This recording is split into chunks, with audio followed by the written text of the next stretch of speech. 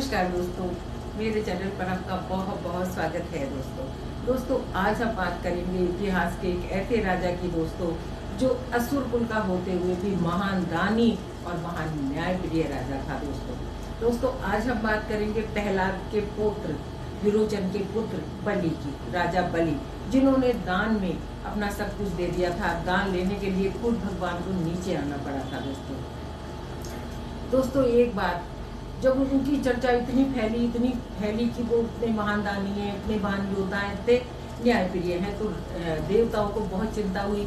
देवताओं की माता अदिति भगवान विष्णु के पास गई और उसने उनसे जाके कहा कि आप कुछ कीजिए।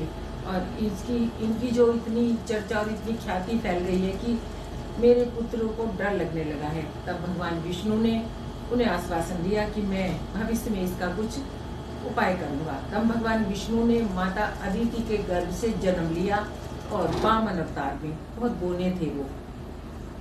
एक बार जब बलि यज्ञ कर रहे थे तो यज्ञ के बाद एक नियम होता है कि जो भी मांगने आता है, जो भी भिक्षुक होता है, जो भी वो मांगता है उसको दिया जाता है। वो अश्वमेध यज्ञ कर रहे थे तो भगवान वामन उनसे आए भिक्षा मांगने।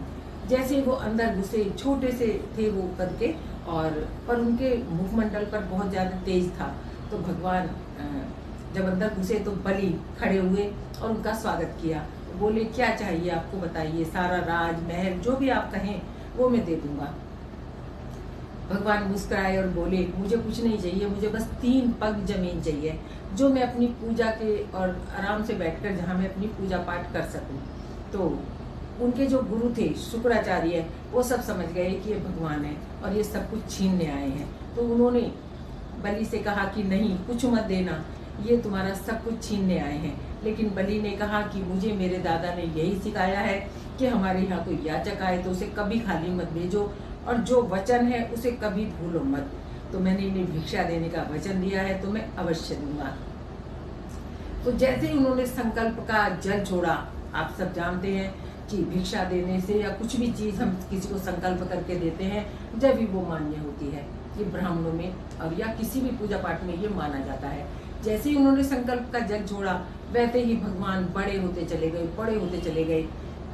उन्होंने एक पग रखकर पूरी धरती नाप ली, दूसरे पग में उन्होंने पूरा ब्रह्मांड और पूरा अंतरिक्ष सब नाप लिया। तो उन्होंने कहा कि तुम्हारे 2 पैर में तो मैंने भूमि, अंतरिक्ष, ब्रह्मांड सब नाप लिया, अब तीसरा पग मैं कहाँ रखूं। तब भगवान को बलि ने अपना सर झुका दिया। उन्होंने कहा कि संपत्ति से ज्यादा संपत्ति का मालिक बड़ा होता है, तो इसलिए आप तीसरा पग मेरे सर पर रखें। भगवान ने तीसरा पग सर पर रखा और वो नीचे पाताल में चले गए। भगवान ने उन्हें पाताल का राजा बनाया। अब उनको ये सुनकर, उनको उनकी दानवीरता और उनकी हृदय की बिल्कुल निश्चलता देखकर बहुत अच्छा लगा और उनकी भगवान की आंखों में आंसू आ गए। भगवान ने उन्हें एक वरदान दिया कि मैं हमेशा तुम्हारे पहरेदार के रूप में रहूंगा। तो कहते हैं जहाँ बलि का राजा है, जहाँ बलि राजा है, जहाँ उनका राज्य है, नीचे पाताल में भगवान माँ हमेशा पहरेदार के रूप में पहरा देते हैं। और ये एक होता भी है कि 6 महीने भगवान सोते हैं, 6 महीने कुछ ऐसा भी है हमारे हिंदू धर्म में, तो भगवान पाताल में होते हैं। तो दोस्तों ये थी वामन अवतार की कुछ बातें। अगर आपको अच्छी लगे तो अवश्य लाइक कीजिएगा दोस्तों। मिलती हूँ फिर छोटी सी जानकारी पर, तब तक के लिए धन्यवाद।